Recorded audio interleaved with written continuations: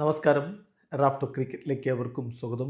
ICC champions ട്രോഫിക്ക് മുന്നോടിയായിട്ട് Kane വില്യംസിൻ്റെ തകർപ്പൻ പ്രകടനം കാണാൻ കഴിഞ്ഞതിൻ്റെ ആവേശത്തിലും പ്രതീക്ഷയിലുമാണ് കിവീസ് ആരാധകർ. ഇന്നിപ്പോൾ സൗത്ത് ആഫ്രിക്കയ്ക്കെതിരെ പൊളിച്ചടുക്കിയ പ്രകടനമാണ് അദ്ദേഹം പുറത്തെടുത്തിരിക്കുന്നത്.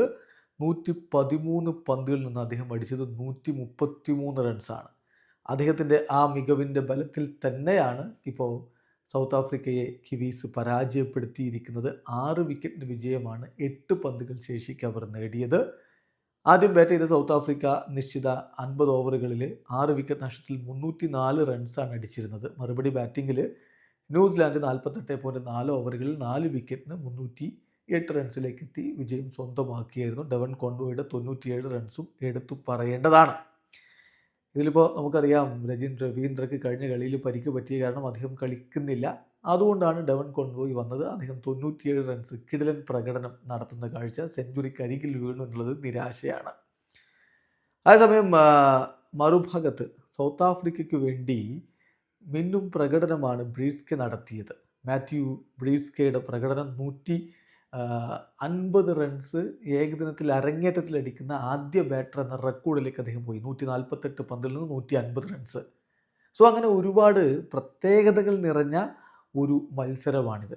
ഒന്ന് തീർച്ചയായിട്ടും ബ്രീസ്കയുടെ റെക്കോർഡാണ്. 148 പന്തിൽ നിന്ന് 150 റൺസ്, അരങ്ങേറ്റത്തിൽ 150 റൺസ് അടിക്കുന്ന ആദ്യ ബാറ്റർ എന്ന റെക്കോർഡ് അവിടെ പിറക്കുന്നു. അതോടൊപ്പം തന്നെ കെയ്ൻ വില്യംസിൻ്റെ സെഞ്ചുറി വന്നിരിക്കുന്നത് 2060 ദിവസങ്ങൾക്ക് ശേഷമാണ്.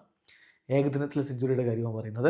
13ാമത്തെ സെഞ്ചുറി അദ്ദേഹം നേടിയിരുന്നത് 2019 ജൂൺ 22-നായിരുന്നെങ്കിൽ 14ാമത്തെ സെഞ്ചുറി 2025 ഫെബ്രുവരി 10-നാണ് വരുന്നത്.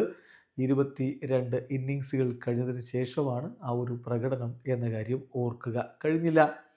മറ്റൊരു പ്രധാനപ്പെട്ട കാര്യം, 7000 റൺസിലേക്ക് ഇപ്പോൾ കെയ്ൻ വില്യംസിന് എത്തിയിരിക്കുന്നു. സെക്കൻഡ് ഫാസ്റ്റസ്റ്റ് ആണ് ആ ഒരു നേട്ടത്തിൽ അദ്ദേഹം. ഏകദിന ക്രിക്കറ്റിൽ 7000 റൺസ് കംപ്ലീറ്റ് ചെയ്യുന്ന സെക്കൻഡ് ഫാസ്റ്റസ്റ്റ് ബാറ്ററാണ് കെയ്ൻ വില്യംസൺ. 159 ഇന്നിങ്സുകളിൽ നിന്ന് അദ്ദേഹം ഇപ്പോൾ 7001 റൺസ് അടിച്ചിരിക്കുന്നു. 49.65 അദ്ദേഹത്തിൻ്റെ ആവറേജ്, 81.69 സ്ട്രൈക്ക് റേറ്റ്, 14 സെഞ്ചുറികൾ, 46 50കൾ. ഇപ്പോൾ അദ്ദേഹം 2ാം സ്ഥാനത്തേക്ക് വരുമ്പോൾ ഇതുവരെ രണ്ടാമതുണ്ടായിരുന്ന വിരാട് കോഹ്ലിയാണ്. കോഹ്ലിയെ മറികടന്നാണ് അദ്ദേഹം 2ാം സ്ഥാനത്തേക്ക് വന്നിരിക്കുന്നത്. അപ്പോൾ നമ്മൾ ആ കണക്ക് നോക്കിയാണ് ഏറ്റവും വേഗത്തിൽ ഏകദിനത്തിൽ 7000 റൺസ് തികച്ച താരം ഹാഷിം അംലയാണ്. 150 ഇന്നിങ്സുകളിൽ നിന്നായിരുന്നു അത്.